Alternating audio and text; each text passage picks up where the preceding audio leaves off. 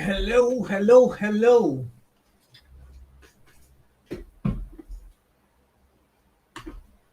We are online right now. We are live.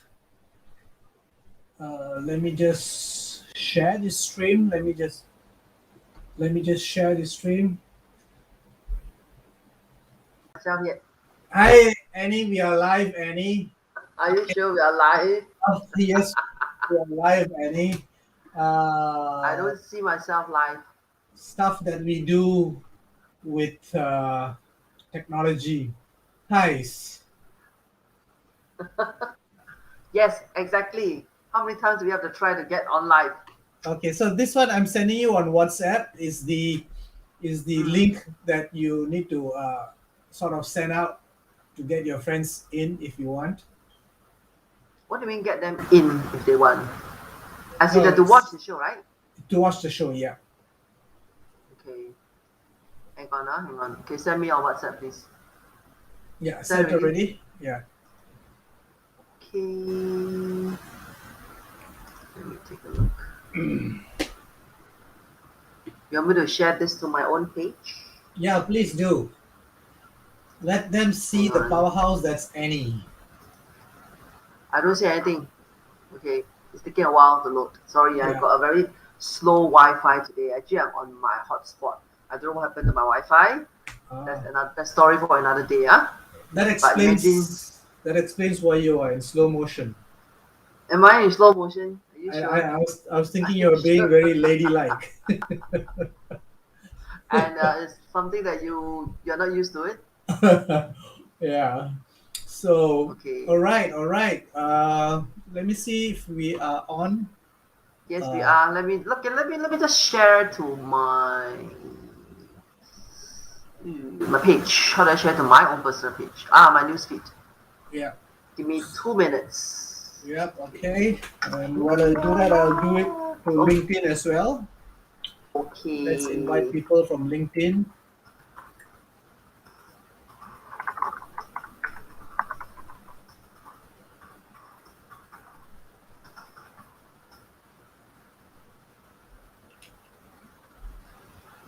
Okay. Posted. Okay, so do you want to post to your LinkedIn audience? Then you need to give me a link. Yeah, I will just give it to you in a while. Okay, it's on your WhatsApp. Okay. Give me a minute. LinkedIn. Okay, Yeah, not yet. LinkedIn. You can watch it on LinkedIn as well. Okay. Copy. Hang on. Let me post this.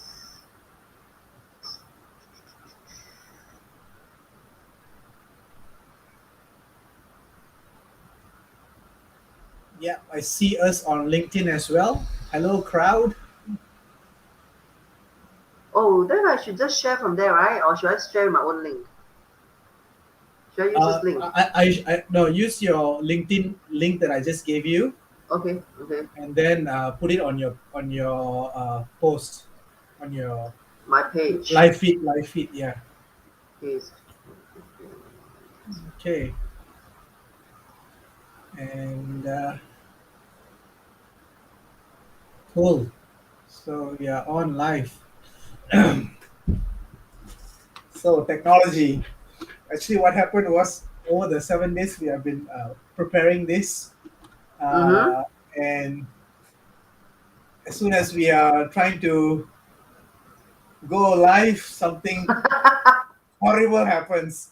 Hi, Hannah. How are you, Hannah? Hannah is online. Oh, really? She's on Where's Facebook. Hannah? Yeah, you can see it on. Ah. Yeah, hi, Hannah. I look different, Hannah. Yes. Outside different, How inside still the same. Uh, how are you, Hannah? Hope you're keeping well. how come I don't see the comments? It's on the chat. You can see on the chat. You go. I think right now you're on private. Go to stream chat on the left. So it doesn't appear on the chat on Facebook. It should appear, Okay, maybe but maybe mine is not. Okay, it's okay, no yeah. worries. So if I do this, Hannah is will be Hannah's chat will be the main frame. Can you see it on your PC? on the bottom left. Oh yes, yes. Hari, you look very different. Yes. He just came out from a cave, lah. We'll give. It's already actually what's the time now? 8:07. 5 minutes past. Yes. Okay. We're late. So Oh, if this is event, we are late. yeah, we are late, and I'm here stuck with a event guru, so I am really ashamed. Oh, Well, Hannah, but what? such thing happens, right? But such things happen, right? Yeah. So here today we are about to learn. That probably be one of the questions that I will ask you later. What happens when boo boo happens during the event? I'll tell you later. Yeah. Hi, mom with a broken hand, Hannah. I hope she is Yes. recovering. Okay. Yeah, Nothing the too mom serious. fell. The mom Oh, fell. Some chicak fell on her arm, so she fell. oh. Yeah. Opoyot, opoyot, opoyot. Oh yeah, happy Pongo.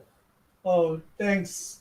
Right, Uh, today, right? it's just it's today, and yeah, it's it was done in the afternoon for me, so it's fine, no problem.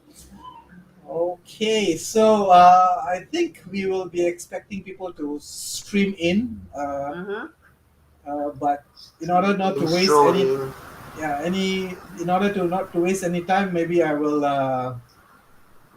start this. All right? Sure. We're late Okay. anyway. If I'm Yeah. fine, I'll be very angry. Yeah. Okay. So, hi everyone.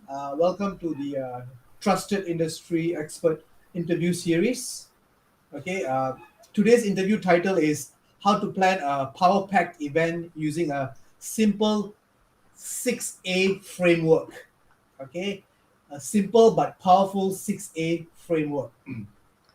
My name is Haridas, and today I'll be speaking to Singapore's event extraordinaire, Miss Annie Chan. Okay, right. Welcome, Annie. Hello, thank you for having me. But I think that personally, I think that hat is a rather big hat. All right, I don't want. I feel very honored and very humbled that you put that title on me. So it can be very stressful. All right, but I think like I said, we are all event expert. I've got my other pool of friends out there.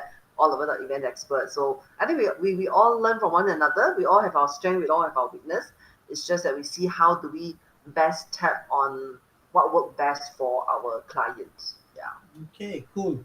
I actually have seen you in action, and I swear to God, you are the event extraordinaire.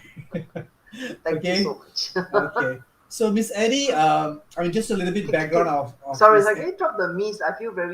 Okay, I feel very missed. okay. So, Annie has actually a little background on her.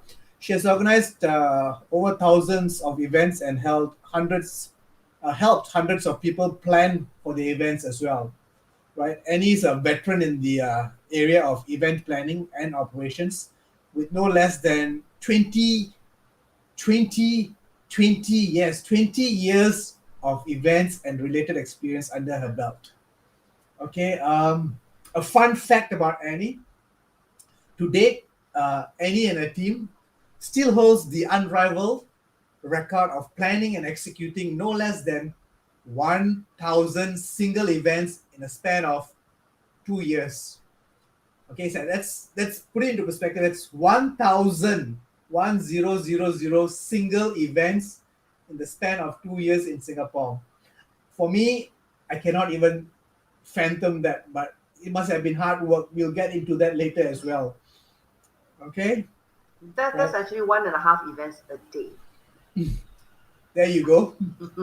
There you go. And that's why I cannot think how you Imagine. actually accomplish that. So we are indeed very privileged to have a true master as our guest on this episode of Trusted Industry Expert. Uh, Members, whoever is joining us today would be really in for a treat. Lesson learned, right? Annie, thank you again for joining us on this live interview. So I just want to lay the foundation on how this is going to go. It's going to be in two parts, right? The first part is a get to know any session, right? And the second part would be where Annie would spill the beans on the 6A framework that she has. Okay, is that okay, Annie? Yep. Good. Okay, good. So Annie, just before we go, I think I know why. Because you are not on Wi-Fi, right? That's why it's a little bit blur on your side now. Earlier it was clearer. Really? So you can't hear me very well? No, your image. Really? Yeah. Oh, yes. Okay, wait. I don't know why. Oh, yeah, yeah. I just noticed on Facebook. Hang on. I'm on my hotspot. Okay, now it's better. Yeah. Okay, cool. Yeah, I think I will not put it down. I just leave it out there. Okay, cool. Yes. Hi, Danny Chin. Hi, Welcome. Danny. Okay, I'm not familiar with Danny. Are you familiar with Danny, Annie? Yes, I know who's Danny. Danny's also Uh, in the community learning group. I see. Oh, yeah. You've Yes. gone blur again, by the way. Okay. Okay. I gotta apologize for this. I'm not sure why. Because like say like the Wi-Fi here is having issues. So I'm on my hotspot. So I guess because of that, it's not being very useful. Okay. So but like say such things do happen. So I must apologize for that. But I think important you can hear me, right? Yeah. It's helpful that you're a natural beauty. So uh, Maybe that's why they need to blur me out a bit lah, so that yeah, you look better. yeah. Okay, let's get on to the first part, Annie. It's fun. It's already fun talking to you. Uh, I can hear Annie well. Thanks, Danny. Thank you so much. Um, so the first part of it. When did you tell us? When did you get started in this whole event planning thing, making it as a How I career? first began. Okay, actually, to be very honest, right? My very first career was actually a PR person. So I started out in public relations, right? And how I got into public relations was even more interesting. My very first boss was looking for an event executive, no, a PR executive, and her last few executive couldn't last for a very simple reason because of where the office was located. Ah, Okay, so when my one of my relatives who knows her recommended me and said, hey, my niece is looking for a job, blah blah blah. I called her. I then the first question she asked me, okay, you know where our office is? I said yes. How long does it take for you to come to work every day? So I say, okay, minus the waiting time, 10 minutes bus ride. She said, okay, then you come in for the interview. So that's how I got the interview. So I went there. She just asked me that few one, two question. Or do you think you want to do events? Do you want to do this? I'm like, okay. I mean, I'm just fresh out of poly, so yeah, why not? She said, okay. So when do you start work? Monday? That's how I got my first job. okay, that's interesting. So actually, I'm trained as a PR person first. Right? She trained me as a PR person, so I learned the tricks about PR, how to write press releases, and so on and so forth. All right, so and then from there, because in PR we also run events, we run press conferences, we create events for special product launch and all that. So that's how I got into events. So that's like more than 20 over years ago. Okay, so that was I think a fresh out of poly would mean that you were 18. I was 21 because I went to the junior college first. So Okay, about okay. 2021, there about. Are you trying to find out how young I am? The audience would love to know that. I think the members here. Okay. So I mean, so when did you actually change into events? I know when we do PR, we were already doing events because we organize press conference, right? Then we organize like new product launch. So we were already doing it. But I would say maybe about 2 years into it, then I moved into more events. And then along the way, I had a chance to try mainstream advertising, which I didn't like it. Then I went back to events. Mm. So yeah, so I would say that I kind of like move around PR advertising events about maybe a good 5 6 years. Then I went stay on in events thereafter. So 5 to 6 years, you were gaining experiences doing PR and events, and I also understand that you have a company called Redbox Event. Yeah. Yeah. When did that start, and how did it start? That started only in 2003. So I actually had a burnout. To be very honest, I after about a good 10 years in events, I actually burned out. And I quit the company I was working, and I actually went into financial planning for a year, enjoying only the coffee and the tea and the chit chat session. All right, not quite enjoying the actual work. So after a year, I said no, that's not for me, and then that's where I returned to events industry, and I stuck on since then. So 2003, I had a chance to start Redbox Events by chance, because the company that I was working for, they decided to shift their focus into sound, light, and video, right? So they decided that the events department were to be removed, and me and my business partner, no, me and my colleague, which ended up being my business partner, then we spoke to our bosses and said, hey, why like that? And then we were like, huh, then what are we gonna do? So it was just out of fun. We just said, hey, why don't we just start our own company? All right, and our bosses then say that, sure, if you're interested, take all the clients. Oh, So, nice. that's how we started, and they, of course, they also being in the sound light video industry, they basically supported us for the sound light and video. So Wow. I would say that we had an easy start in that sense. Okay. I mean, that you Mm. should have to take over a department and make it a business. You must have had some business acumen. You must have had that foresight to say it's going to be successful, or was it purely passion driven? I would say both, because we're enjoying doing events and all that kind of thing, right? So, and partly also because we were basically handling the client anyway. All right, so to the bosses then is that rather than this set of client lands into some other events company, might as well I let my current staff who are already servicing the client take over the entire client. So basically, there's it's also good for the client, right? Because the client has worked with us so closely, so they know how we work, right? Mm. So I would say at that point it was really pure just passion and say, hey, then what we're gonna do, right? So might as well we just take over. Mm-hmm. Yeah. So but This along the way, a lot of learning curve, from just a staff ending up being a business owner. There's a lot of things we have to learn, and we just learn along the way, lah. Yeah, so that nicely leads me to my next question to you. Mm, A lot of businesses or people who start business, they only look at the rosy part. But in mm, this show, I like to highlight that there are challenges as well in terms of starting a business, right? So in your when you started your Redbox events, what were some of the challenges that actually drove you crazy, or you and your partners had squabbles over? Can you share some incidences or Okay, challenges? I would say that the biggest challenge that most of us, or rather we faced, was really financial, Mm, really financial situation, right? mm, Because we were new, we are not sure how should we go about. So yeah, we took out money to invest, and then we run the whole show and all that, right? So but we were very thankful because from our work itself, we really realized that how we need to make sure that the cash flow is there. I mean, even mm, as a staff, we also need to ensure cash flow is there for the management, right? mm, So I think that kind of helps. But along the way, we also realize that there is a differentiation. Managing cash flow as a staff and managing cash flow as a boss, there mm. is a big differentiation. And All right. we had the largest breakup call was one of our major clients. We had some payment issue.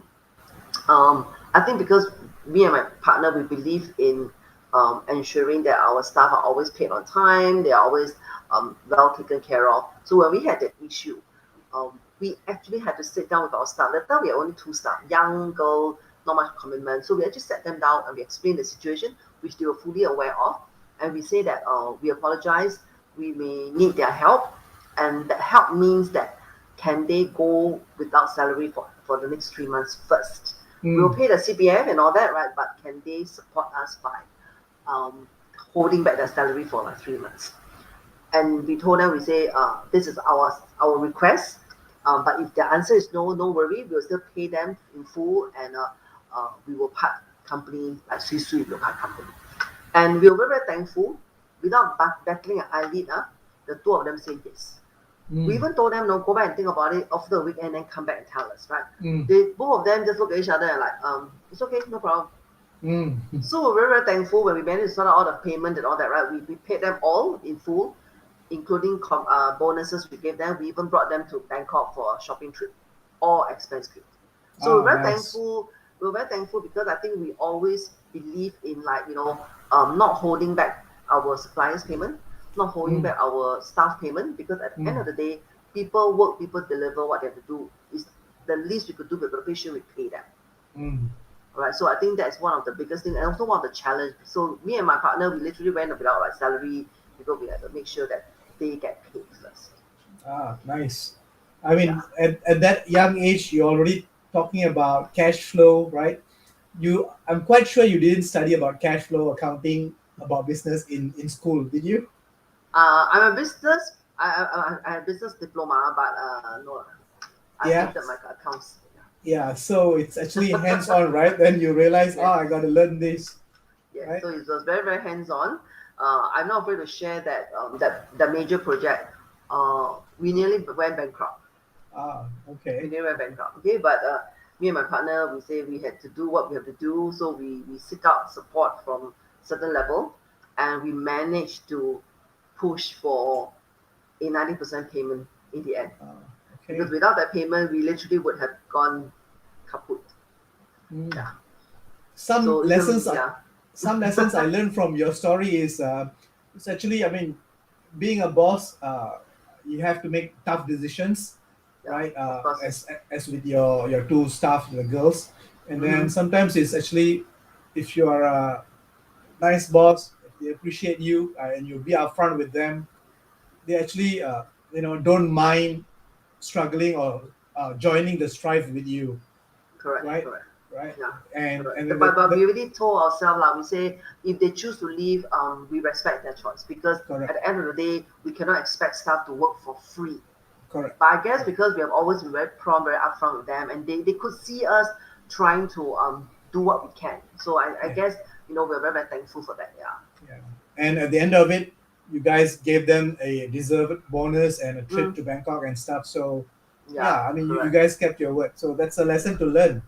And to me, it's not just that. I think even with my partners, the last couple of years, there was some project that payment was also slow and all that kind of thing. I still remember there was one particular project, small amount of money. Client, for some reason, tried to play funk. They want to pay, all right, and the client was not local. The client was overseas, and I was very thankful. One of my carpenter, my regular carpenters and all that, and we've always been prompt. So I told him, I said, hey boss, so sorry, like, I'm still chasing. I know it's 60 days, blah blah blah, right? And he just told me, he said, Annie, I'm not afraid you will run.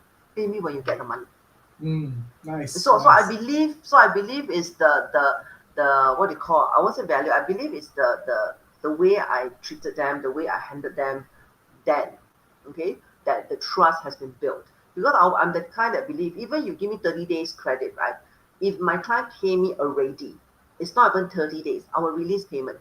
Mm, All right, but I have friends who are in the same industry say, hey, why you so silly? Wait lah, 30 days lah. In that 15 days, you could do some other things. I said, what's there for me to do? I still yeah, have to pay.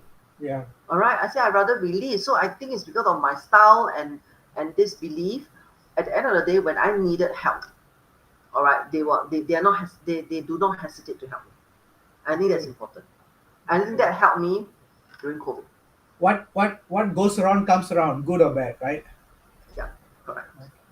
So this is one of the things that the audience. In fact, when I heard it first as well, I was very intrigued about the record that you're holding, Why are you right? so intrigued?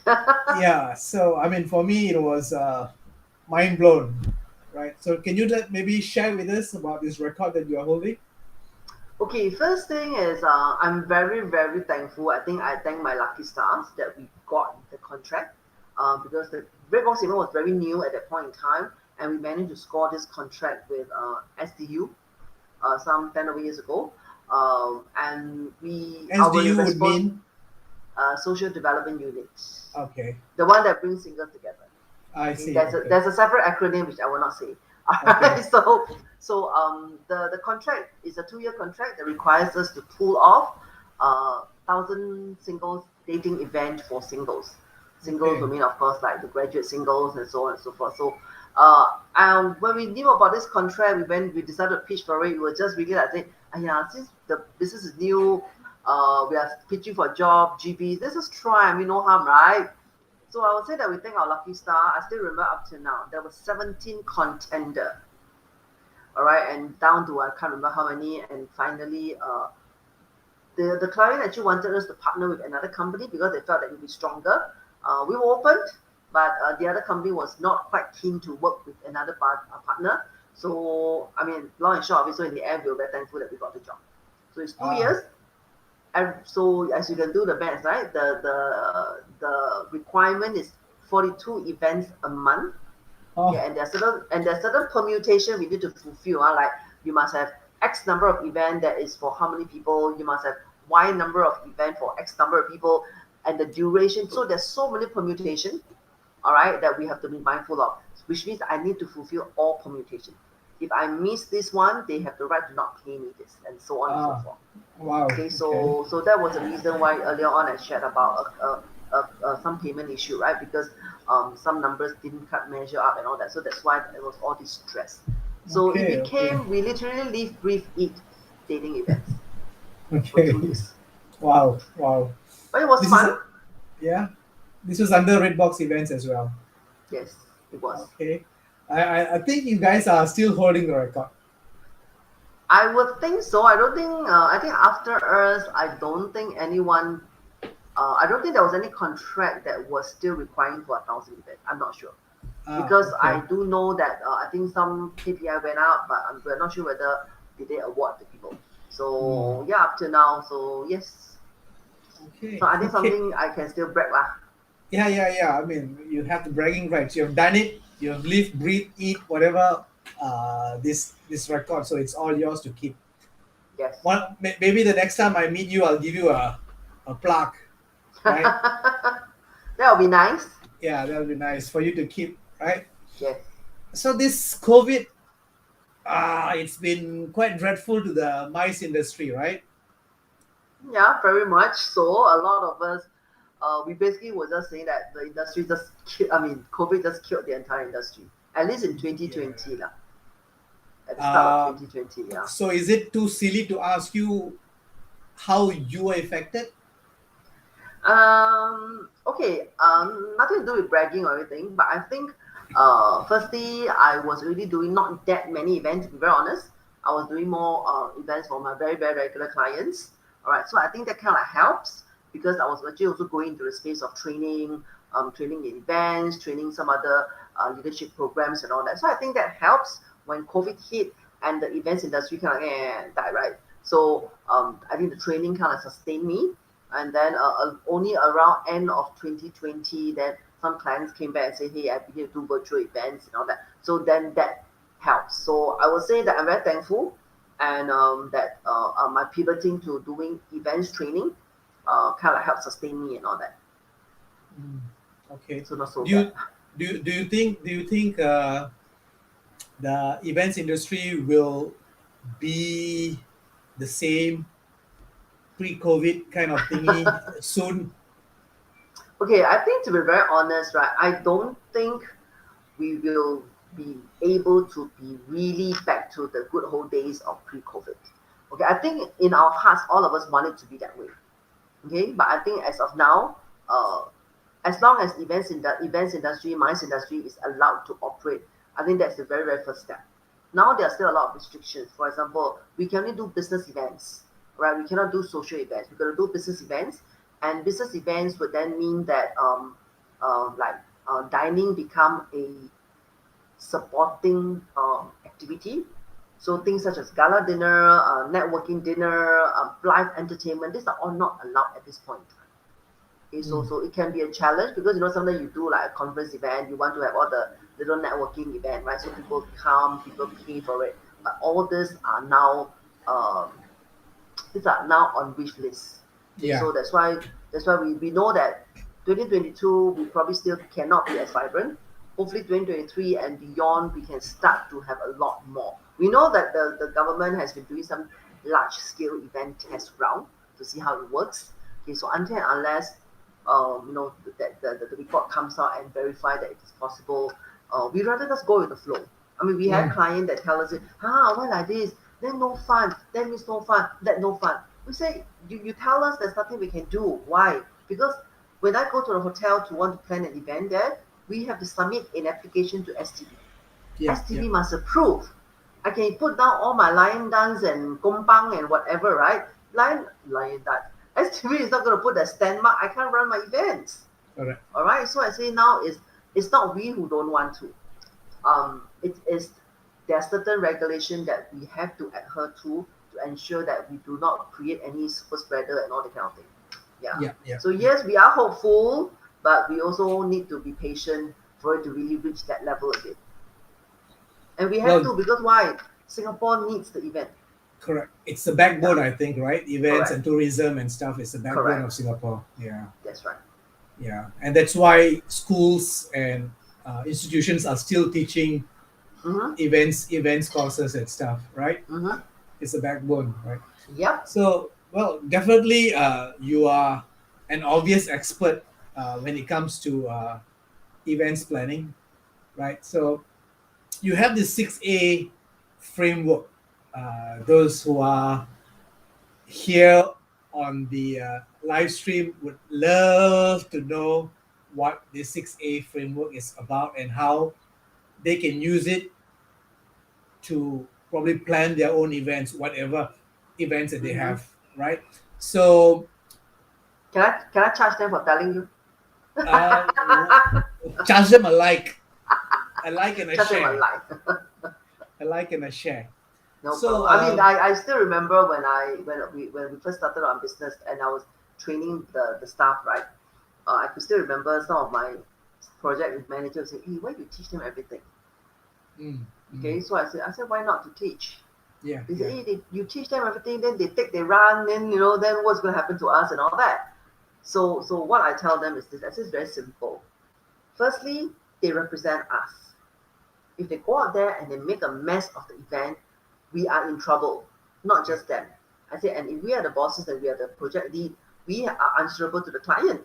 All right. So I said, so when we teach them, it's not we cannot go in with the mindset that I'm so fearful. I teach you, I will lose my kung fu. The kung fu master teach his kung fu still with him, right? So I say, well, you have to still remember that they still represent Redbox events. Yeah, I cannot say, oh, I don't care, you go and learn yourself. I just give you half a kung fu. I say that when you go there, you messed up. Who is answerable? I am answerable. You are answerable. The management is answerable. So I don't believe it. So I believe I'll teach you everything. But I also tell my management, I say, but why am I so willing to teach and I'm not fearful that they were like Sabo. take and run or sabo, right? I say it's because we are all different, right? I can teach you now, Hari, the 6A's. How are you going to execute the 6A and how I'm going to execute the 6A, you can never ever copy. Yeah. Right? The way how I deal with my client and the way how you're going to deal with your client, you can have this framework sui to give you. How you do it and how I do it will never be the same. Even you're going to shadow me for the next 1 month. You can say, okay, this is how Annie talks. This is how Annie will talk to the client. You think you can copy 100%? The answer is no.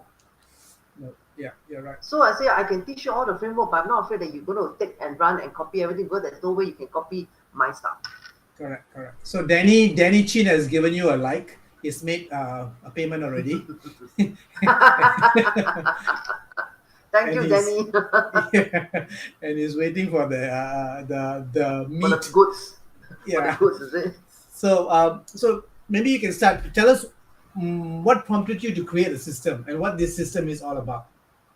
Okay, I think what really prompted me to create the system was after like 20 years in the industry, I realized that there is a certain flow. Whenever client come to us and say, hey, Eddie, can you come up with a proposal for us?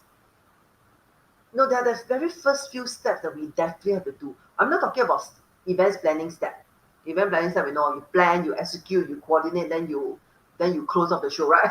That's like a no-brainer. Everybody knows, right? The operations. Yeah, the operation part. Then I realized that, but there is something before that. Before even the operation start. That means when I'm now only at the planning stage, whereby I've got to design an event for the client.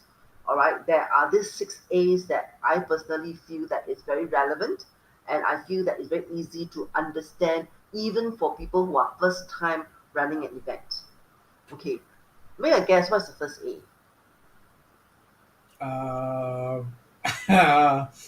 Danny, not in there. Danny, Hannah, anybody wants to make a guess? While they put the answer, let me guess. Maybe Harry, let me ask you. If somebody comes to you and engage you to to go and give a talk. Okay, what are the likelihood? What are some of the questions you're going to ask this person who invited you?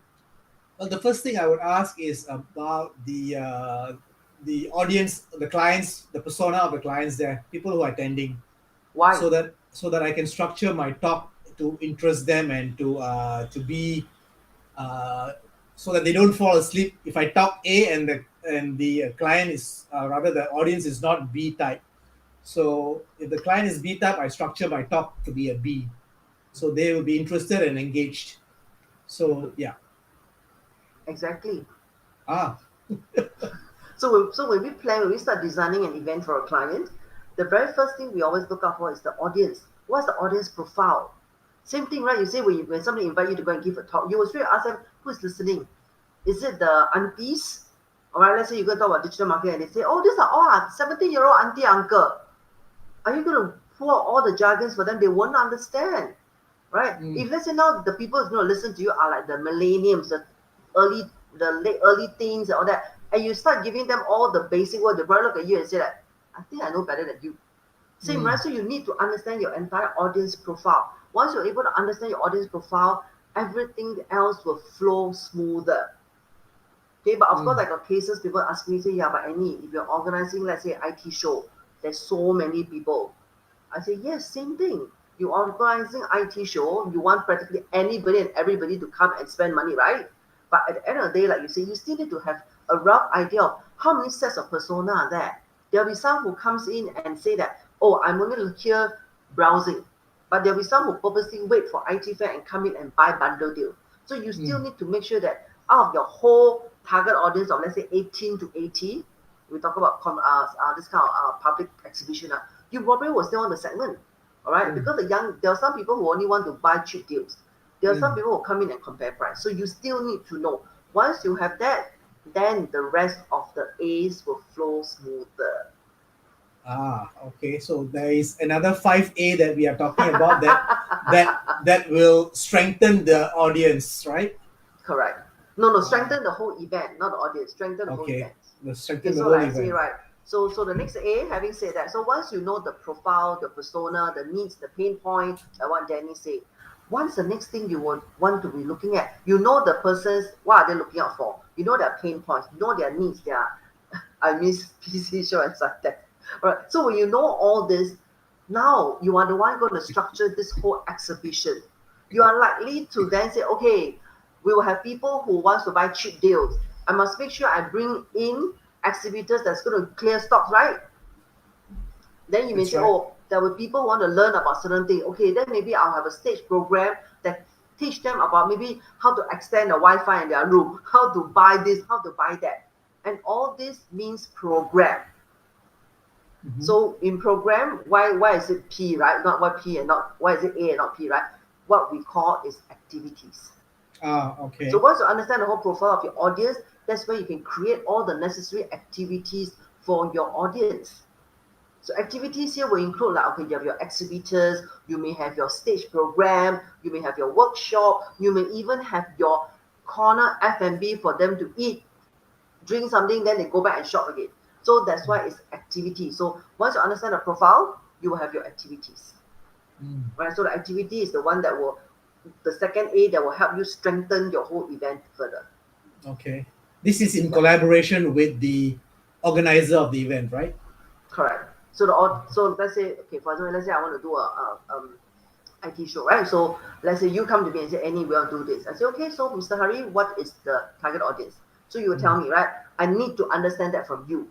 You may tell me, I want everybody lah, now no business already. The more the merrier. I say, okay, no problem. But we still need to split, right? People who come in could be singles, people coming could be family, people coming could be just be hunter, bargain hunters. We still need to know.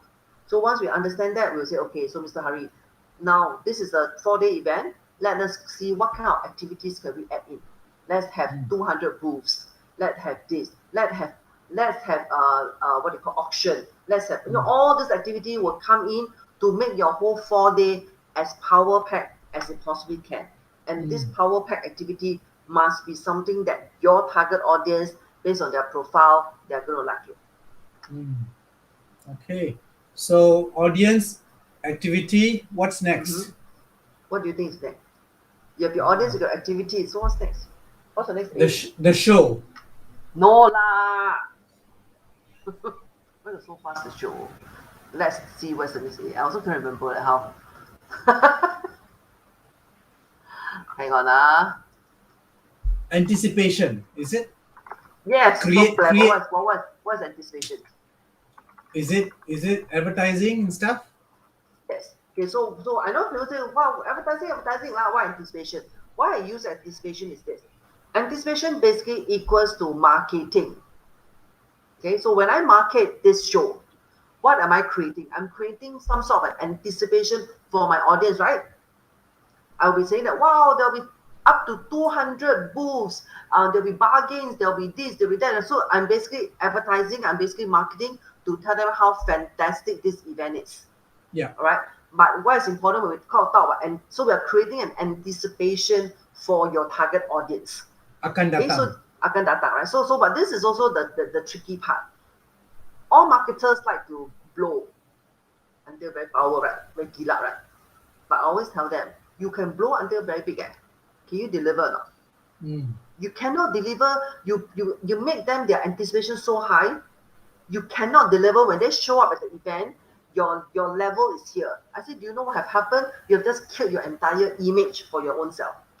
All right. So this is where the chicken and egg is. How much is too much? How much is enough? And how much is too little? So I say, so things like give factual information. If you have 200 booths, you have 200 booths. No need to lie one, right?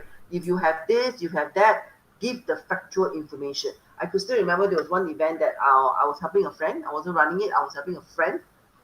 They marketed the event in such a way that there's going to be 200,000, anticipating 200,000 visitors. 4-day event at MBS.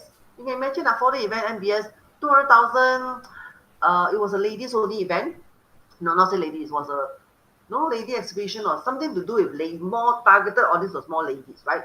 So Jewelry. You think about it, so something along the line. No, it's more like things that's more for ladies. It's like a mixture of things. So you say, okay, not too bad. A 4-day event, 200,000, plus Saturday, Sunday, there's a church there. No, it's not impossible. The final count we found out was 20,000. Oh. So that's what we meant by anticipation. You make it under so big deal. In the end, it's 1/3, like, 10%. Not just the anticipation, not just whatever you did, not just kill your brand with the participant or the visitor, it also kill your brand with the exhibitors. Exhibitors will be so upset. I invest, let's say, $3,000 for a booth, with the understanding that there's going to be 200,000 visitors. In the end, you got 20,000 visitors. My $3,000 investment has gone back. Okay, so that's what we meant. It is important to make it look exciting, make it look attractive, make it look, wow, I want to go. Okay, but the point is, don't overcommit and then you under-deliver. Right? So how do you work with the organizer to sort of don't overcommit and gauge roughly? Is there a process behind that? Okay, so usually factual information, like I say, right? Like, for example, how many thousand, how many exhibition booths, what are some of the activities that's going to happen. If you're very sure there's going to be bundle deals and all that, right? Then all these are facts. Facts is okay to give, so no problem, right? So you can run away from it. Then that's where when we talk about the activities, right?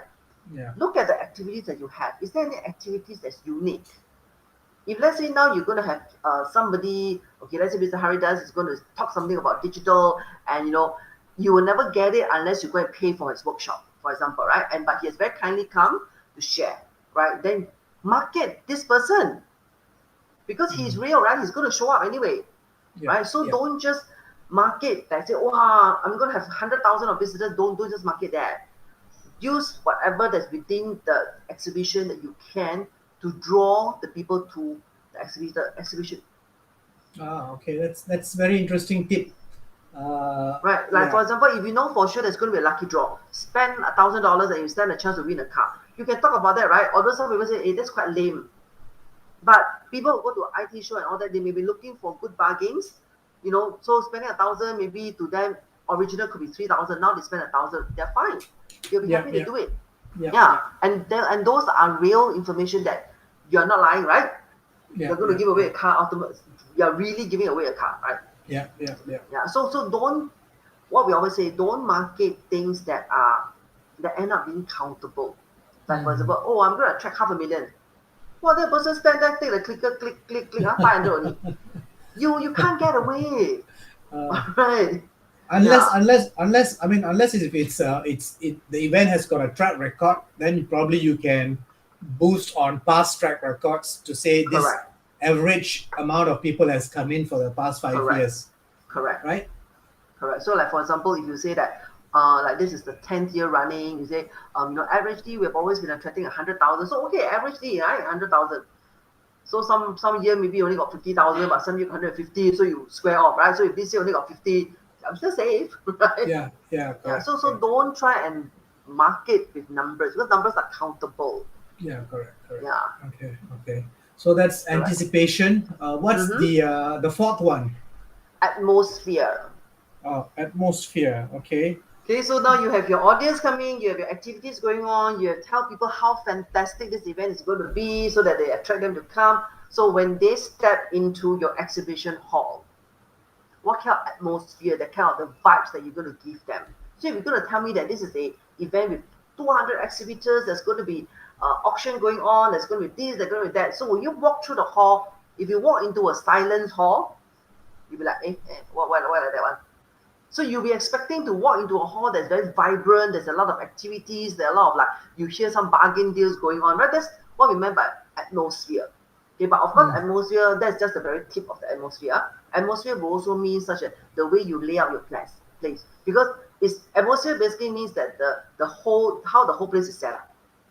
So you also will mean things like how you're going to lay out. Are you going to have enough doors?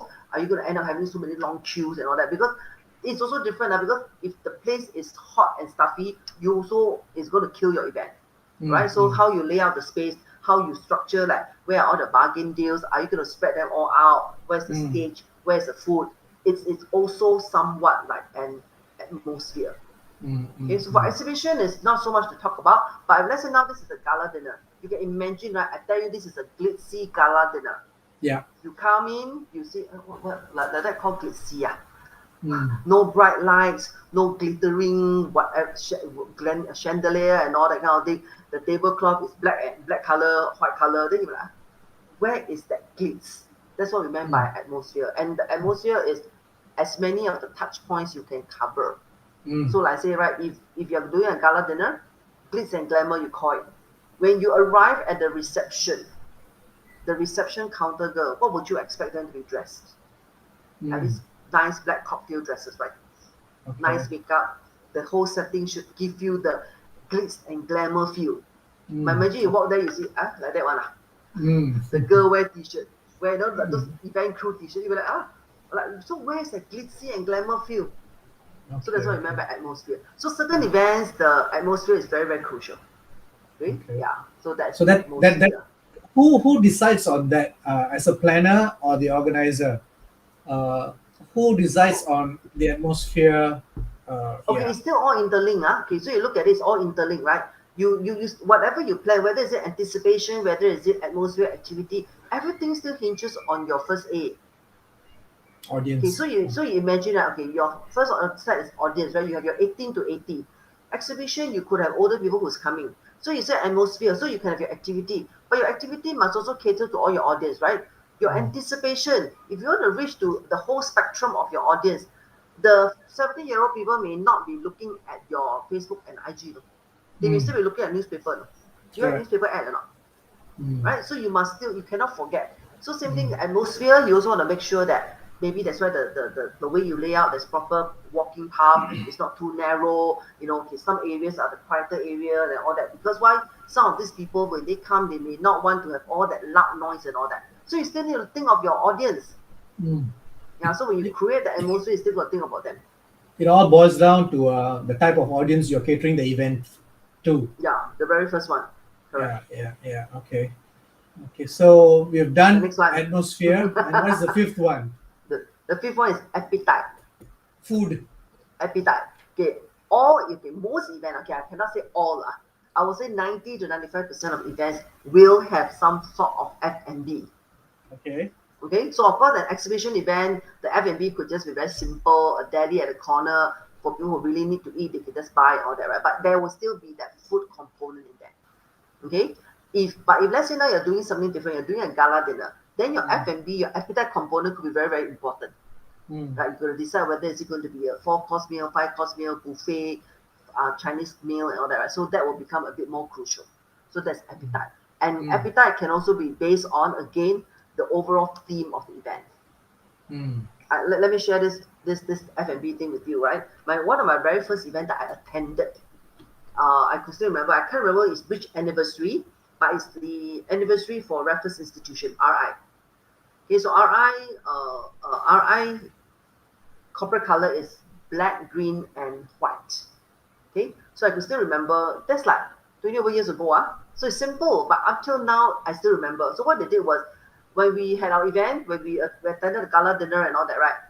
Cocktail, they only serve Coca-Cola, Fanta Green, and Sprite, which is the 3 color of their logo. Okay, so that means this is because this is the anniversary for them, right? So what do you play out with? You play out their branding one, right? Okay, so that's their 3 color. So when we had our meal, it was a Western meal, soup, we were served asparagus and barley soup. Then you know the Chinese bak kwa, the black and white, right? So of course, instead of black and white, it was green and cream or white, and they actually had an olive. Okay, so again, it is their color. Okay. And then I think main course, I can't remember, it's just chicken, fish, or whatever. Then again, the dessert was, everybody had a slice of cake. The cake again had that 3 colors. So it's simple, right? It's simple, but it is a constant reminder that this is an RI event. Impactful. It's impactful. I mean, this is like how many years ago? 20 over years, 20 over years ago. And you still remember. So sometimes less is more. You don't have to make until like a dragon or phoenix, and then you cannot deliver. It's as simple as that. So that's appetite. Then of course, appetite also come into play, understanding about diet restrictions and so on and so forth, like whether the person is vegetarian and all that. And when I train my students, I always tell them, when it comes to food, please do not play a fool. See, if the color printout is a bit off, never mind, the eye won't be pain one. But if it's food, the person tells you, I cannot eat this, don't say, it's okay, just a bit can. No, because the thing goes in, the person collapses there on you, your entire image is gone. So if the person says cannot eat, please don't say chin chai eat. Just say, oh, I'm so sorry, ma'am, and we are not informed of your dietary arrangement. Please tell us what you can eat. So one trick I always tell my students, right? Don't ask them what you cannot eat. Just make it simple. Ask, what can you eat? I still remember there was one incident. A speaker came, then the wife only flew. The wife came, but he didn't tell us. So during lunchtime, he said, "Oh, my wife is here." Then he said, "Okay, well, then we thought just join in, right? With buffet, ma." Then he said, "Oh, my wife is a strict vegetarian." So we were asking what can eat, what can I eat. So in the end, the wife does say, no, I know I'm very last minute, so can you just fry me a plate of bee-hoon? Just fry. She told us to fry her a plate of bee-hoon, just with carrot and cabbage. No garlic, no egg. I still remember the event was in Suntec City. When we told the kitchen, the chef was like, huh? Put egg. We said no. Okay? She said, just this 3, let's give her. Then they're like, but it sounds very sad. We say, we don't deny it sounds very sad. But if it makes her happy, and if her stomach is okay for that, just give her. I think you all just plate nicely. Maybe the carrot cut nicer. So when it comes to food, we always say, don't ask what they cannot eat, because sometimes there's too many things they cannot eat. Just straightforward, especially those very strict ones. Just straightforward. What can you eat? What can we get for you? They say, oh, just give me a peanut butter sandwich. Give. Don't have to feel bad at the point that, wow, like so sad, right? They are happy. So that's appetite. So appetite, we also have to be mindful. Yeah, so I mean, most of the time, when you go for an event, especially weddings and with big F&B, right? You always people always tend to judge the event by the food that they serve. Is that true? I mean, from your point Okay, of view, have you honestly, heard? Yeah, there are people who will come for event because of the food. yeah. There will be, yeah, definitely one, right? We are just aware, right? So we just need to like work around it. And food is always one thing that is very hard for events company to try to be sustainable. Why do I mean that? If I've got 100 people coming, okay, usually we know caterer will give us about 10% extra. So I can order maybe 90 portions. But what if in the end I have only 80 who came? I still would have lost and wasted 15, 20 packs of food. So I always tell my learner, now the whole world is going about talking about sustainability and all that, right? But we in the events industry, we know it's tough. Not that we don't want to. So if you're under cater, then how? So embarrassed, right? Like people, no more already. How? So in this kind of cases, suddenly you have no choice but to just go on what we call the norm. If you have 1,000 people, you can order maybe about 800 because you get 10% more, right? So these are the things that we learn along the way, and we will always see wastage. Okay, if somebody comes to you and say that I can give you 100% no wastage, I won't say you don't trust the person. I will say that show me. Okay. I'll ask the person, show me how you going to do this. Okay. Yeah. Okay. So are you saying? I mean, based on this, I'm just curious. Are you saying people, organizers, or people who want to organize events, they also ask planners like you how to conserve, how to? Yeah, because now there's all this SDG goal, right? The sustainability development goals, right? So some company they will want to like say, oh, I want to make my event more green. I want to have this, I want to have that, and all that. We say, yeah, sure, we can do for you. There are like things such as we call it green meetings. Green meetings means your entire event you try to ensure as much sustainability as you can. Like for example, we don't give you bottled drink. All the drinks are dispenser at the back. We don't give you the pencil, the paper, everything's at the back. You take based on needs basis. Okay, write down even to if the room takes only an hour to cool down, and the event's at 9 o'clock, the hotel will only on the aircon at 8 o'clock. Okay, so they conserve energy in the kind of sense. And even the menu, they will offer you, they call it green menu. Okay, the green menu doesn't mean it's vegetarian. Okay, green menu basically means that the ingredients that you use, the vegetable, the chicken, the fish, come from a source that is as near as possible to Singapore. So instead of getting from, let's say, Malaysia, you get it from Choa Chu Kang. So the carbon footprint is lesser. So yes, there are some people, even events company, even client, we try our very best. But sometimes it's just still not possible. And plus the fact that HSA, our health and safety, right? When the food leaves the kitchen, within 4 hours, it must be consumed. Otherwise, it must be thrown. Then 20 years ago, when we're running events, right? Event ends as the buffet event. The hotel will come to me and say, "Hey, Annie, your crew what time come?" I say, "Oh, maybe by 11. Okay, I will put aside later. You ask them eat don't waste food." I say, "Sure." Now cannot. All right, everything is bin, everything is thrown. So it's good that actually some hotels, some venue is working with people like food bank and all that, right? To ask them to come and collect. Like food bank, like that item that can still be kept to eat one, they'll ask them to come collect. So we minimize. What we can do is we can only minimize as much as we can. Same thing, you do IT show, you look at the amount of flyer that's thrown. Yeah. But can you not print? You cannot print, right? Yeah. So we will encourage her, like, okay, let's say the class say, let's print 100,000 pieces. We will say, okay, why don't you print 50 first? But some of them will tell you, print 100,000 is this amount, print 50 is more. If I reprint, I can pay more. So at the end of the day, client will give you this kind of comment. So how? Yeah. Okay. So that does the appetite part. And what is the last one? Amenities, right? Amenities, right? So in this case, amenities basically refers to what is the ultimate takeaway that you are creating so that the audience will remember your event and so on and so forth. What happened? Oops, have I lost you? Have you lost me? No, I've not lost you. Don't worry, I'm just giving you the limelight. Oh, please. Okay, no problem. Okay, so the last one is amenities. Amenities basically means that what is the ultimate takeaway for your customer? You're very fun, right? You're having fun, right? What's the ultimate takeaway you have for your customer? Yeah. Heard me? Yes. Okay, so example, right? Amenities could refer to, let's say, a tumbler. You came for an event, this is your dog gift, you bring back. All right. So if I'm always using this tumbler, I will always remember this event. But some people will give other things such as like maybe a pen. So you finish writing, you throw, forget, gone. So we as event organizer, this amenities part we always try to strive to do is the intangible amenities and intangible takeaway. So if the activities, the atmosphere, all these things are power packed enough, then there's a higher chance that they will remember better. I'll give you one example, the reference for the RI one. I don't even remember what was the door gift, but the fact that I remembered the food itself. I mean the food no big deal, right? Fanta, Coke, then drink. What is this drink? Cake is just a slice of cake. I don't remember what cake, but I still remember the color.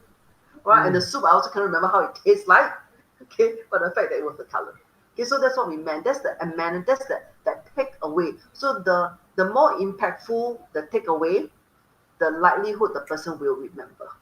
All right. So some people like to buy expensive gifts, but the expensive gift put there, gone no. Right. And like, oh, I don't use it anymore. I forget about it. Okay, so that's what we are always looking at. Like, what is that? What is that takeaway? So if the takeaway is, if the intangible takeaway is very strong, very powerful, positive ones, then you know that likelihood when the person hear about this event again, they're like, oh yeah. Last year we had this, so let's go. Yeah. So it's the final takeaway. Is there any tips on selecting a great amenity for an event? Okay, all this actually, to be honest, boils down to what is the ultimate objective of your event.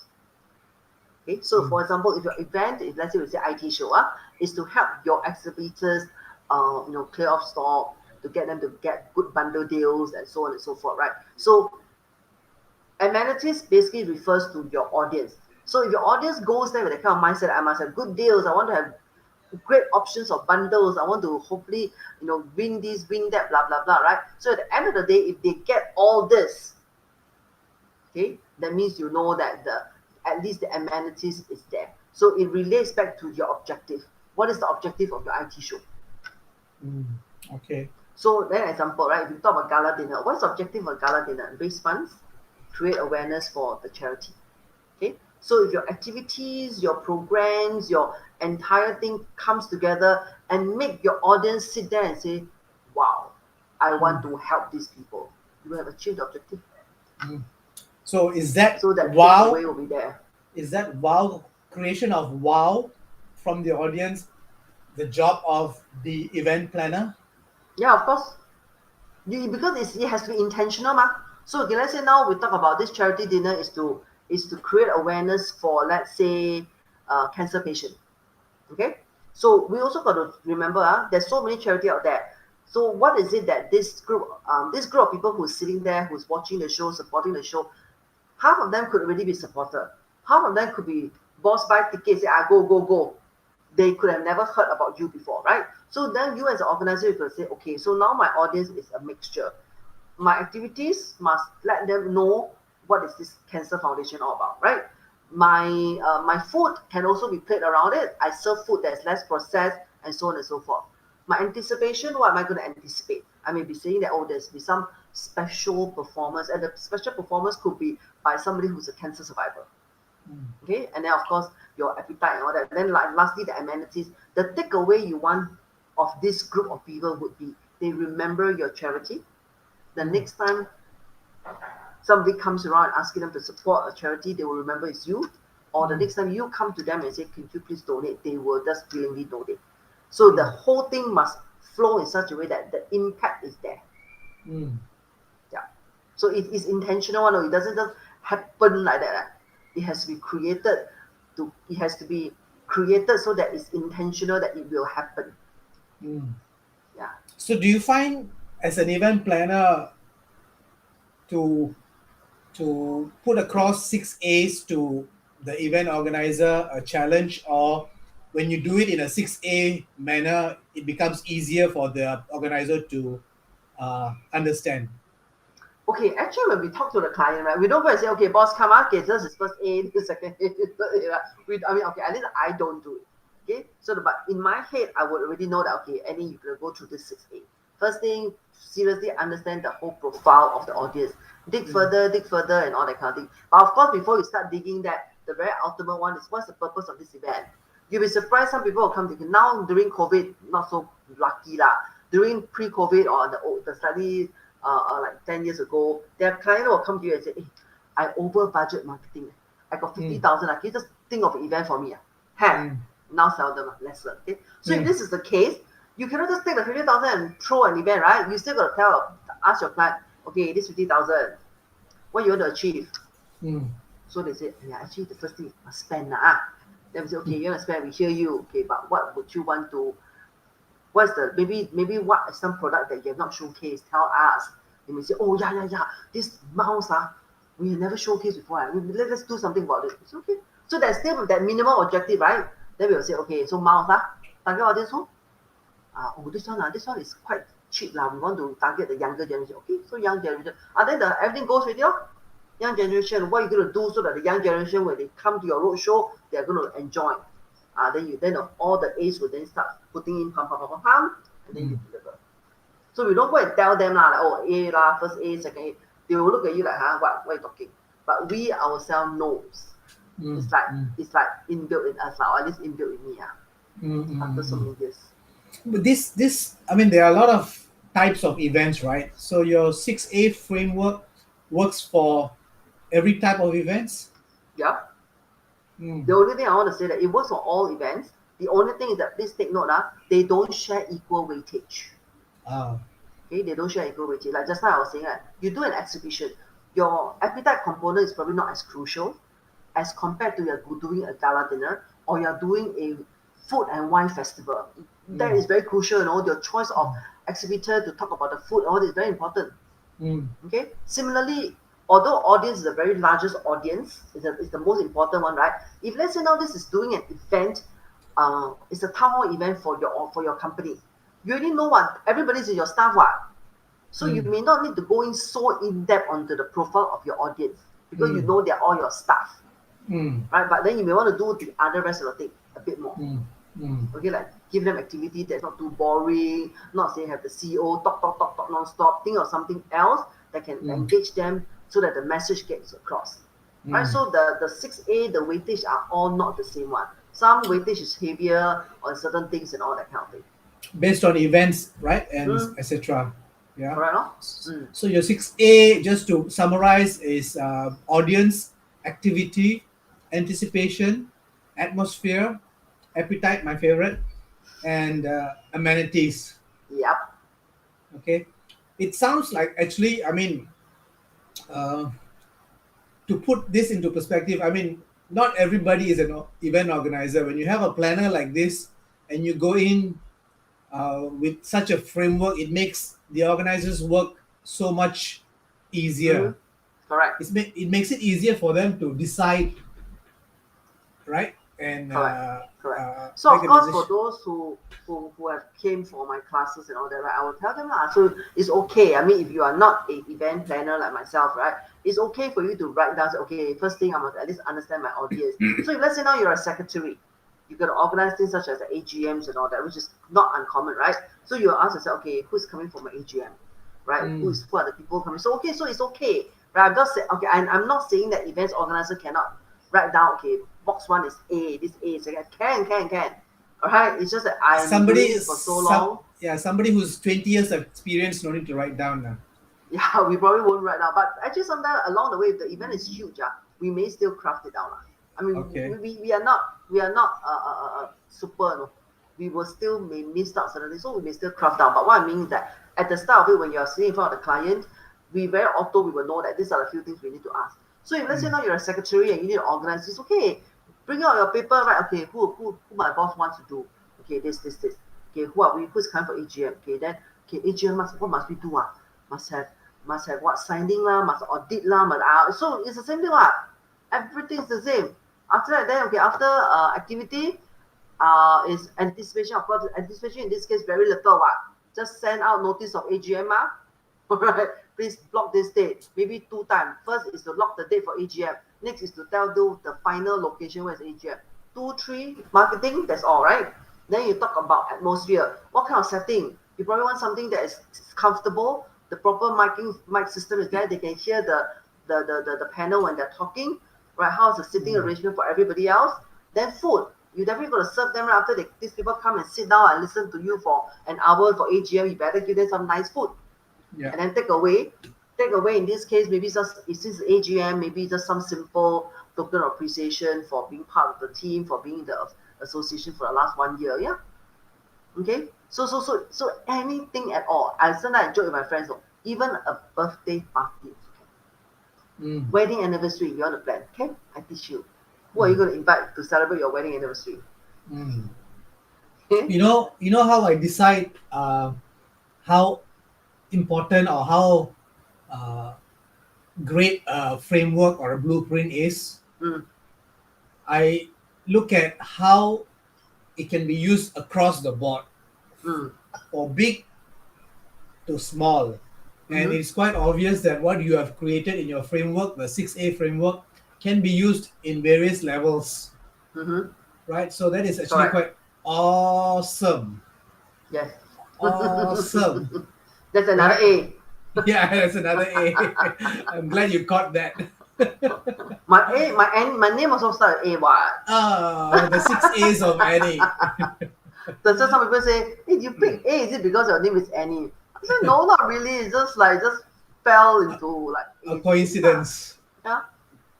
Okay, cool. Guys, whoever is watching from wherever, if you have any questions, maybe you can check out on your side of your, if there's any questions, we can try to answer them. My friends are Friday night party lah. Okay. And Danny's got this question. He's put there this one, budget. So budget is a big, it's a big thing, right? Budget. What about budget, yes, Danny? Don't know he's still there. What about budget? I don't know. Must ask him what about budget he wants to know. Yeah, so I guess what he's trying to perhaps ask is how much of an event is dependent on the budget. That's my interpretation. Hi, Rihanna. Hi, Rihanna. How? So again, okay. Budget, right? Budget determines what can be done. Really? I'll tell you, right? 10,000 can do an event. 100,000 also can do an event. 1,000 also can do an event. Depending on what you need, lah. All right. So that's why sometimes client will come to you and say, come to us and say, oh, I want to do this. Then we ask. Then they will say, but I got no budget, or our budget is not set yet. So we always will tell them, right? $1,000 I also can run a dinner for you. 100,000 also can run a dinner. 1 million also can run the dinner. So you must give me a guideline. Okay, so we always will tell them. And to be honest, most clients to a certain extent would know their budget. I will tell you 99% of the client would know their budget. I honestly don't quite believe when the person tells you, say, actually there's no budget. I don't quite believe, especially when you're coming from an organization, right? I mean, unless you say you're one-man show, even your one-man show, you will know how much you want to invest in, let's say, this celebration. Even if you say you're a bottomless pit, you still want to know, right? You don't want after your staff come to you and slap you with a $1 million bill, right? You still want to know. And I always tell my learners and all that, I say, if this is not the first event, especially when it's not inaugural, they confirm will know. If they say, we don't know what's the budget for this year, don't know, then ask them, how much was spent last year? How much was spent the previous year? Just ask 2-3 years ago lah. Then they may say, yeah, but this year different now with COVID, no problem. Let's say 2 years ago they spent $500,000. Now with COVID, you say, okay, you just give a discount yourself slash half, 250,000. Then based on what they're asking you to deliver, do you think 250,000 is something that can be workable or it's not workable? Right? I say even if it's first time inaugural, the marketing person cannot tell you that boss never give budget. You believe not? I don't believe that. All right. So I'm very sure boss will have give an estimate.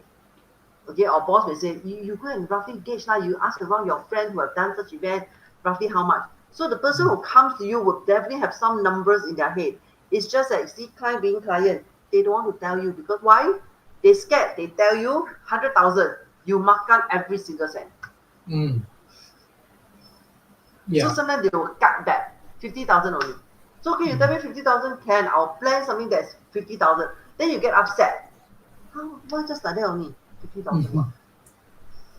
Yeah. But the trick is, for all event planner is, the challenge, I won't say trick, the challenge is, how do you make a event that you only want to spend 50,000 looks like 100,000. Ah. So the Okay. client tell you my budget is 100,000. Of course you don't spend all, right? You want to make money, right? So how are you going to make the event that is meant to be 100,000 looks like 100,000, but maybe you only spend 50,000. Ah. You can do that, you do that, you make 50,000. Correct? Okay. So that's your insider secret. Yes, that one cannot share. I say put makeup on, right? Huh? How do you put a 50,000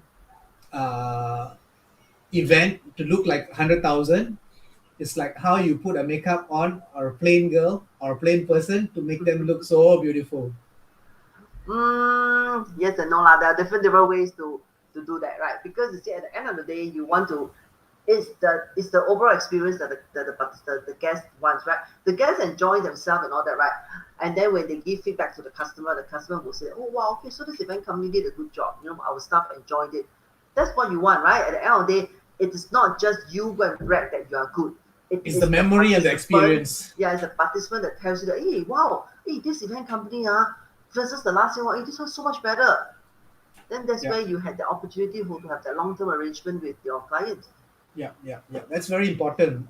Recurring, events, recurring clients, right? Very important. Make up expensive brand or cheap brand. Uh, I Depends okay, lah. Danny, you have said something about spotlighting. I don't quite No, get it. I think just now when I asked, like, how come I went missing? Well, how come you went missing? I think Ah, she's trying to tell me that you use the spotlight. okay. I Yeah, hope that's the one. So, okay, you've it made a done the lot of six difference. A's, right? So, anyone from the members who are listening, do you have any questions you want to ask Annie? Maybe you can put it down on the chat. I'm checking on the LinkedIn side as well. Oh, okay. Uh, okay.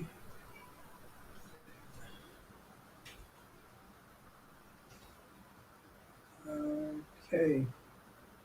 Any questions? Danny used to do event AV. So he knows, Hmm.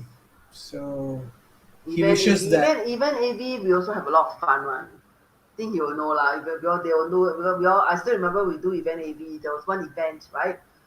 We do. It was only rehearsal, then we will say, oh, there's this camera. So camera go live, right? So you walk, you pan, So there were artists and performers, local artists, So then after we realized that there was a particular singer, every time the camera is pending, he will always try to get in front of the camera.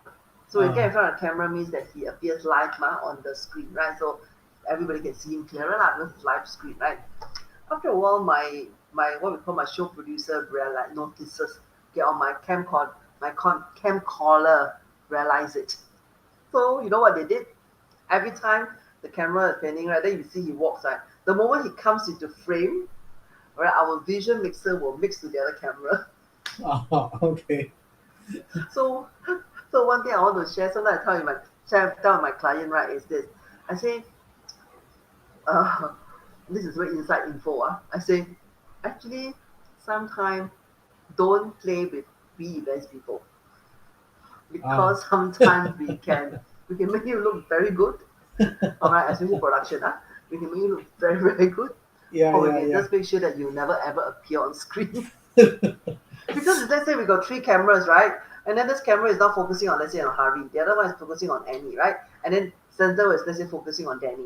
But Danny is always wanting to cut into everybody. So Mm. now we'll know already. I'll say, wow, this person now, like why like that? So every time Spotlighting. so whenever then he comes into the frame, the other two camera will be on standby already. What they'll just cut, so the screen goes to somebody else. Yeah, So yeah. always joke, we say don't play with it. We got the power. Yes, we got the power. That's right. Indeed, we have the power, but it's just that, of course, we don't abuse the power lah. Sometimes you see running events, behind the show for like 3, 4, 5 hours we need a bit of comic relief lah. Huh? We need a bit of comic good. relief. So we have some questions that pre-event Mm. I took down. Just Yes. wanted to maybe clarify with you as well. Mm. I've listed down 3 questions. Mm. Number 1, what makes a memorable event? What makes a memorable event? Wow. Actually, whatever I've said. Okay, to me, I think the most memorable event from both the client and the audience, the audience, right? I think the most memorable event would be an event that both the audience and the client remembers for as long as possible. I know it's a very big answer, right? But I can't exactly pin down how can you call it memorable. So if you were to ask me, for example, for myself, right? Let's say the RI event. It is simple, but it is still memorable. Okay, because of the fact that the effort that the event organizer put in. But of course, I also have attended some event whereby it is the very content of the event that makes it very memorable. Okay, like you go there, you enjoy all the activities, you get to experience certain thing, and then that makes it memorable. So I can't really pin down to say that there's whether there's one element that makes an event memorable. Okay. So the next question is related to that. So as an event planner, how can you create a memorable event? Because I'm sure as a client, if I come to you, I will say this is my budget and I want this event to be memorable. So what would you do from where you are sitting? Firstly, what I'll do, I literally will take them through the 6 A's. All right, I'll first ask them, okay, you want to do this event? Why you want to do this event? What is the outcome you want to achieve? Right? Are you trying to sell things? Are you trying to create awareness? Are you trying to do this? What is it that you want to create? Or what is it what you want to achieve? Okay, so if the person say, okay, this is what I want to achieve. So once we know what they want to achieve, then we'll ask them, who are they targeting? So that's where I say we'll take them through the 6 A's. So to try to make sure, remember right at the start, you were saying that, so every A we add meat to it. So yes, so every A we add more memory to this entire event. Yeah. Okay. That's really, that's a memorable answer. Yeah, it makes sense. 6 A's, you put all that together. It's a recipe, right? Yeah. You put audience, activity, anticipation, atmosphere, appetite all together and amenities together equals to a great memorable event. Yeah. So, that's a great formula. Okay, so you've answered this question. The last question is, what if a client has a limited budget? You have spoken to us about the budget before. We work within the budget they have. Yeah. All right. So there are many ways we work with the client. So the client, let's say now say that we only have this amount of money and all that. Then we'll sit down with the client again. What is the purpose of spending? Let's say they tell you, I want to do a thank you dinner, but we only have like 10,000. So we already know that 10,000, how much can you make, right? So sometimes we'll sit the client down and ask the client, so what exactly do you need? Right? What do you want to achieve with having this dinner event that you only can spend this amount of money? So if they tell you, okay, this is the purpose and all that, then we say, okay, then that's where we will sit them down and say, okay, instead of having this kind of sit down dinner, why not we do something else? All right, that maybe is memorable. Maybe, for example, you're supposed to thank you lunch, thank you dinner. You say, oh, we want to bring them to a restaurant, but now also 5 people. Then if you want to do it in a meeting room, so we scared not enough budget, for example. So how can you make it more memorable? Come, we have live trial. How will you make it more memorable? I cannot think from event planners. Yeah, how? Do tell. Okay, so you could consider something like that. So let's say if the group is not big, let's say maybe 20, 30 people only, right? So maybe 10, 20, maybe the amount of money, okay, if you bring to a restaurant, probably you can enough. But in restaurant, it's just like that, lor. Correct or not? But if you want to make it more memorable, would there be an opportunity what you do is go and cater and arrange for special bento and have it sent to the staff? That means let's assuming we tell them, okay, this today you have to pick a day and all that and tell them, or maybe you do it, maybe this is going to be a Saturday morning or whatever, making sure that everybody commit, right? And say the boss want to see you all to do this, blah blah blah. Okay, it's going to be a thank you thing. All right, and then you arrange for special bento to be delivered to their home. And you can basically still dine together lah. All right, so it could be something more memorable, something more unique. And if let's say you put in the effort to know that, okay, Hari likes this kind of food, but Annie prefers something else. All right, and then maybe this person prefers that. Right, you can work with a caterer and say, yes, it's unique, but I will want to customize every single bento. Wow. Nice. All right, I mean, so it's something different. I mean, if you think that you can even provide alcohol, all right, for those who can get alcohol, you can always provide a nice bottle of alcohol, all right, and then you can have it delivered to them. Those who cannot have alcohol, you can have the non-alcohol version, the virgin version. Possible, right? Yeah. And that, although some right? people's hate may be like, well, so lame. But that's not the point. That you will have a majority that find that, wow, imagine it's customized. Yeah. And that right there just now, ladies and gentlemen, is why you need to hire an event planner. Okay? Because if you're out of the event planning, or if you think you can organize, I think the word is you don't know what you don't know. Yeah. Even Right? even we as an event organizer, sometimes we don't know.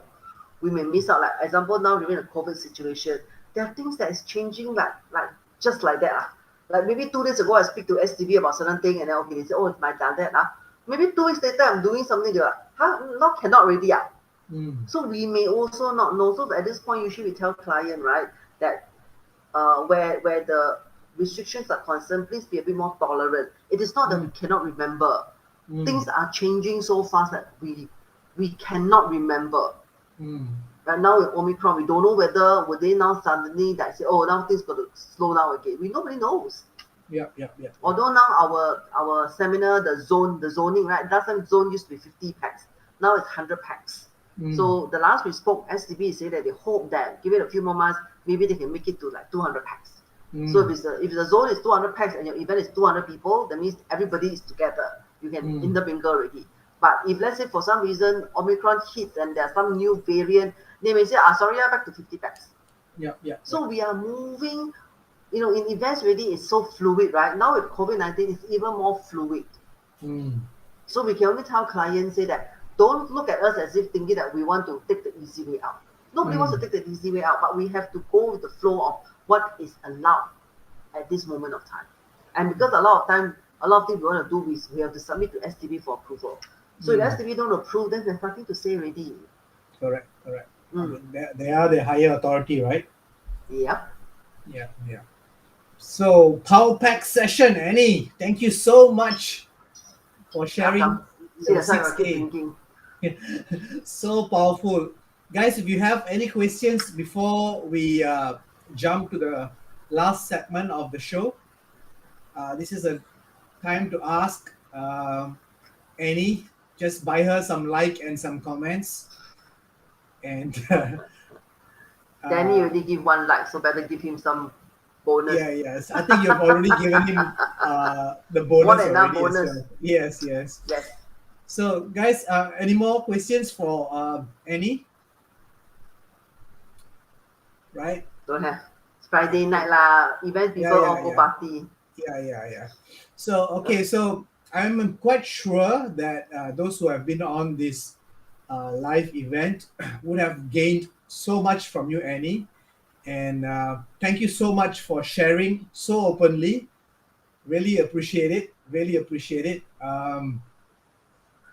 I don't think 1 hour was enough. I've attended your classes.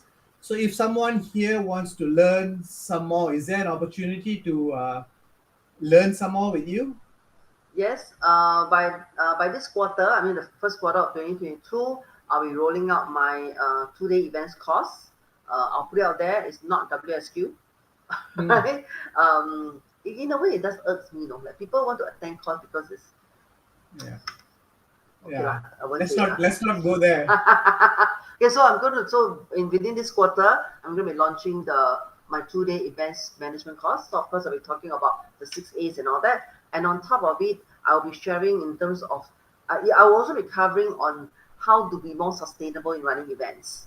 Okay, so as I mentioned along just now earlier on, it is I will say it's not possible for us to be 100% sustainable. But as an events planner, how do we make it to the best of our ability and our effort? Because not forgetting, some as an event planner, we can manage so much, but sometimes it's your vendor that you're working with who are not. And scarily, sometimes it is the client who don't care.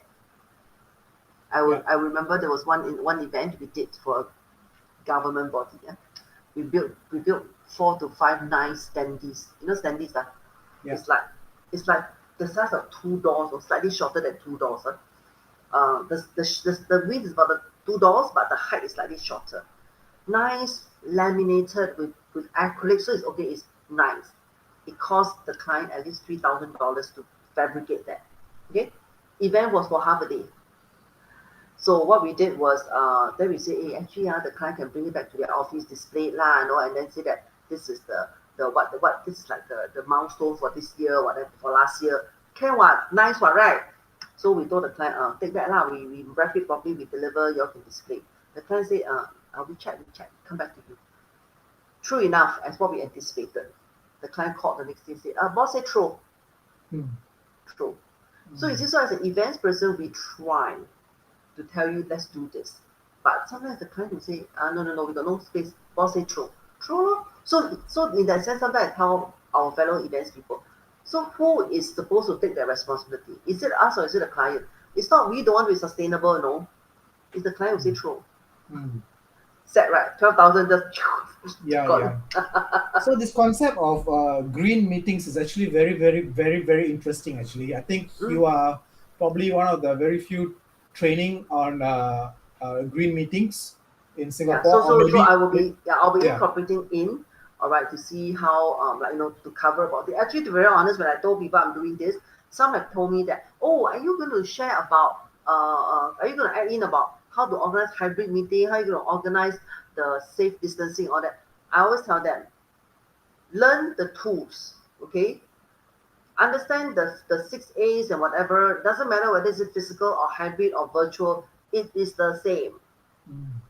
All right, it's just that with hybrid, then you're going to think your whole anticipation, your whole thing, how is it going to be?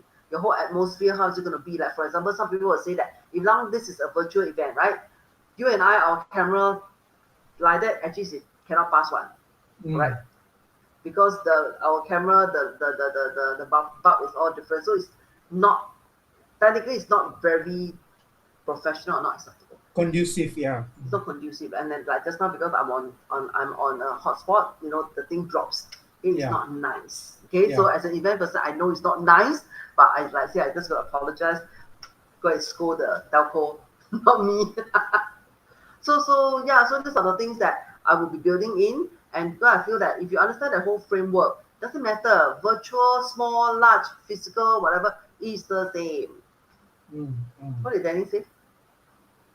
That's actually quite cool, actually, what Danny said.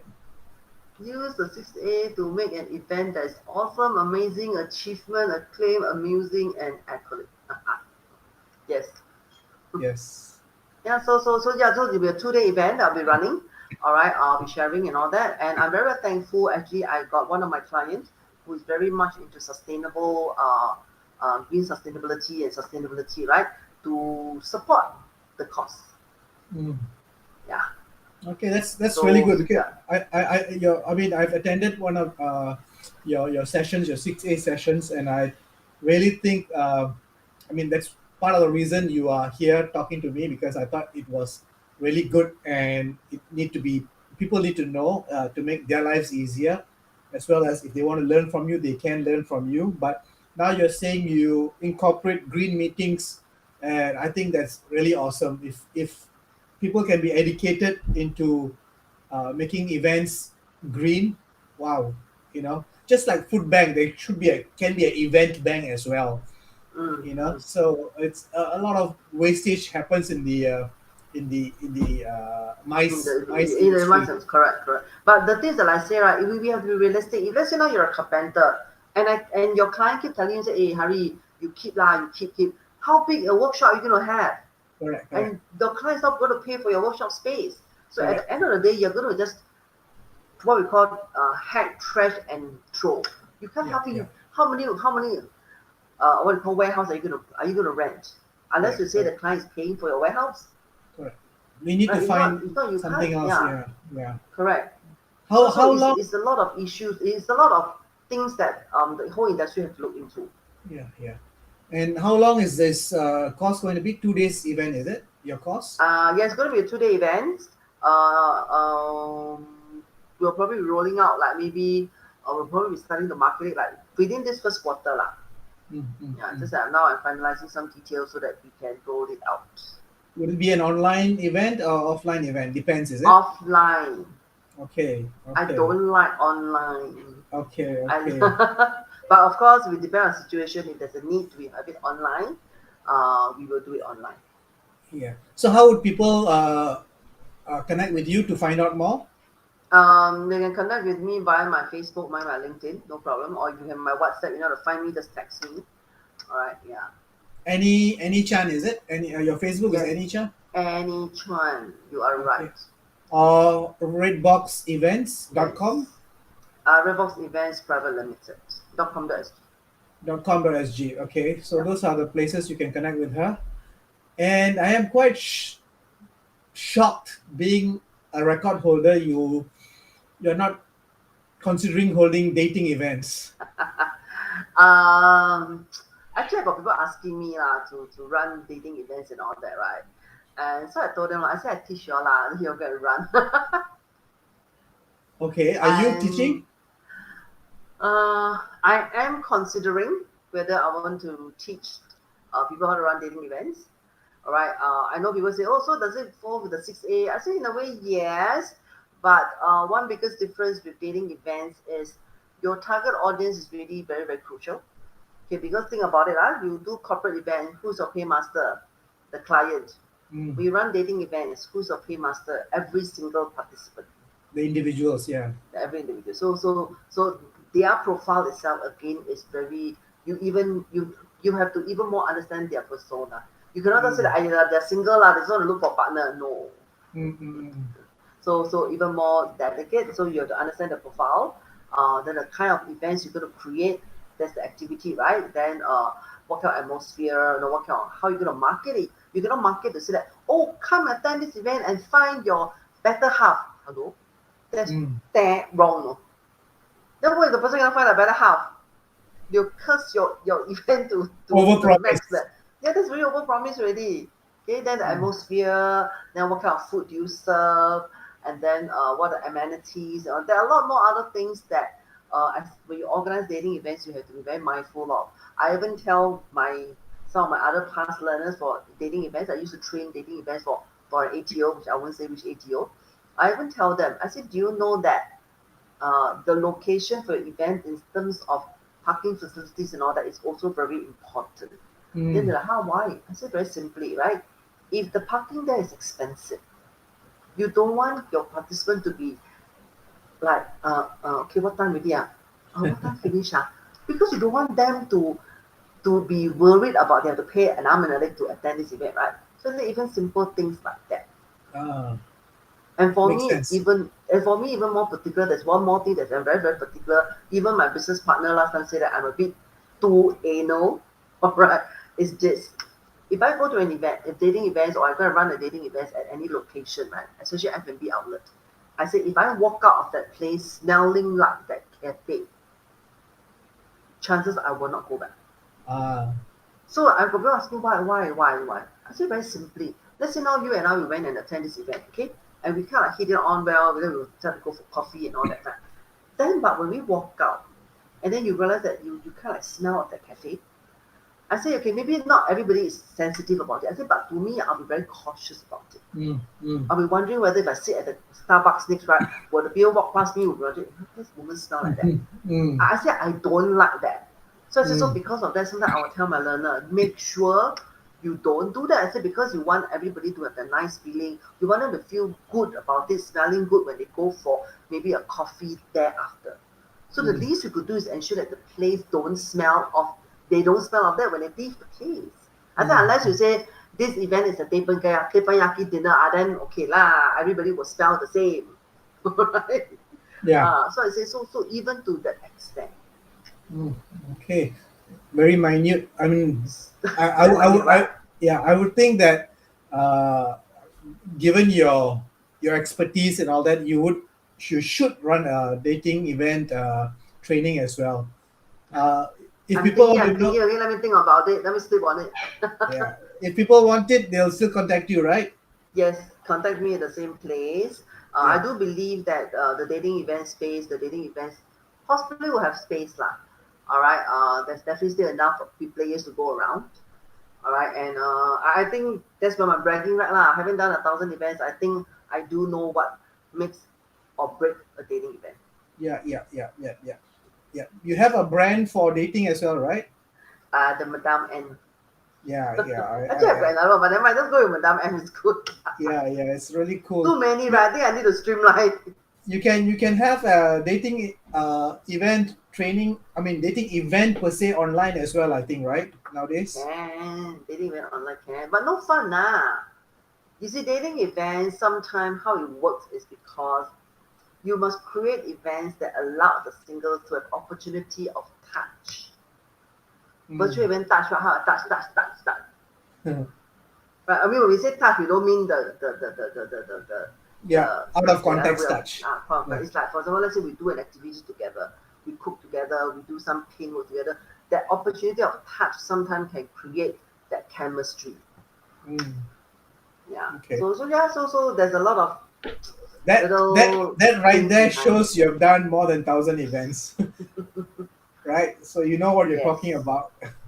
Yes. Okay, I think how long have we gone now? We have almost gone. What we started 8, 4, 8, 5, 9, 5. Wow, 1.5 hours. Really. Yes. Any Did last say? questions? Last minute questions? You're working with recycling company on how to recycle those props. Yes, Danny. Actually, I was in talks with some of these people before, but somehow things couldn't materialize lah. Yeah, we have a couple of us have actually spoke to some of those companies who are very into sustainability. At the end of the day, right, the recycling firm people needs to do, because not everything can be recycled. Right, for example, some of them will tell you, oh, you know the wood, you paint already, right? Sometimes they'll tell you, say it's not, they can't exactly recycle, they need to don't know do what, then they can recycle. So those are extra costs for them. Then like some will say, oh, you know our canvas, right? You print canvas, then you put on as backdrop, right? They'll say, oh, bring to Batam lah. You say, yeah, but now who's going to bring to Batam? And how many of these kind of bags can you do? No, that means you bring the canvas, they bring them to Batam, some of the villages in Batam, they will make into bags, into recyclable bag lah. I see. So we say, but again, you're going to make sure the ink that is printed on them doesn't run, and the ink that they use to print is not toxic. Right? I say, so when it's going to be used for this kind of extra cases, right, then we're going to ensure that the paint is not toxic. Imagine it's toxic, right, and I made into table runner. Problem, no table placemat. Yeah, it's ingenious, but the table placemat, what if the foot drop and then you don't know that ink is toxic? You know, with even your 3-second rule, you draw it, I never take it. How? So there's a lot of these other nuances that it's easy to say, oh, let's find a recycling company and do it. Yes, but there's all these other little things. And then when we say we print all these things for events, in our mind, when we print, it's really just for the event purpose. 3 hours, 1 hour, 2 days, 1 week, finish, throw. But if let's say now there's going to be a secondary use for it and all these things come into play, then we have to be a bit more mindful. And all that we're going to, if they say, oh, between toxic and non-toxic pay, 50% more. You tell me, will the client pay? Answer is no. The client don't pay, means you use the normal toxic paint, all right, or not so healthy paint, and that's it. Wow, that even that small nugget was fantastic knowledge, Annie. Thanks so much. So you know you owe me teh tarik. Yeah, 10 likes and one tetarik. Okay, so guys, if Yes. you have no questions, I would like to extend a very, very, very big thank you to Miss Annie Chan. Thank you so much for having me on a Yes, Friday night. I should be yeah, having my sake. yeah. So I'm sorry. Thank How you you know? for Maybe inside is right. thank you for taking time and really, I think I learned a lot. I'm quite sure the audience learned a lot. Uh, any last words, Annie, before we shut down the stream? Prata as well. No, don't have. But thank you so much for tuning in. I think this live is going to be around for a while. So for those who have missed it, no worries. I mean, you can always watch it again. All right. So, but I say thank you, Hari, for having me. So for those who have watched on Facebook, on LinkedIn, you can always connect with me on Facebook and LinkedIn. I've actually also shared the show. All right. Feel free to connect with me if you'd like to know more about the course and all that. Right. Just connect with me and. If you represent an organization and you want this to be for your organization, just let me know. I have conducted for organization before, specific for organization. So then we will tweak it, or I will tweak it to suit you a little bit more. Okay. What's your email, Annie? My email, Yeah. Annie. At Do you want to type it or you type it for me? I'm typing it for you. ANNIE at ANNIE at redboxevents.com.sg. box events events Yep. dot com .com.sg. You on my sg. Facebook? Whatever. Yeah, sure. So Wait, Annie's email is on the chat, guys. My face. Oh, where do I put? I give it to you. Okay, my Facebook is here. That's Yeah. my Facebook.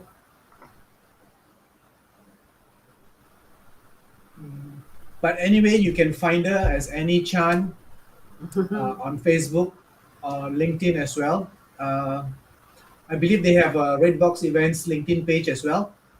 Yes, You can hunt them down there as well. hunt me down. Yeah. Okay, And I've shared both my Facebook and my LinkedIn with you. You yeah, can cut and paste that. Who is that? yeah. Oh, someone suddenly got another stream. So those are from YouTube. Oh, okay. Yeah. Okay. Yeah. So anyway, thanks guys. I think we'll just call it a day. Thank you for coming. Thank you for Annie for sharing. Hey, so Appreciate what? your. You want me to put my Facebook link there now? How do I share? You haven't Start, shared. How do I start? Does it come out? I've actually put it on my SME Academy Asia, where the stream is going to be. So it will be there. Only my email, right? Yeah. What's you're your going to put Facebook? my. Okay, wait. I can give. This is my Facebook. I'll just type it in. Yeah. Where you put my email, right? Yeah. Okay. There you go. Okay. Yeah, it's there. Okay. Cool. So okay. All right. Annie, thank you so much, guys. Bye bye. See you maybe in a week or two. Yeah. Have a good weekend and see you guys later. Bye. Bye. Annie, stay on board. Okay.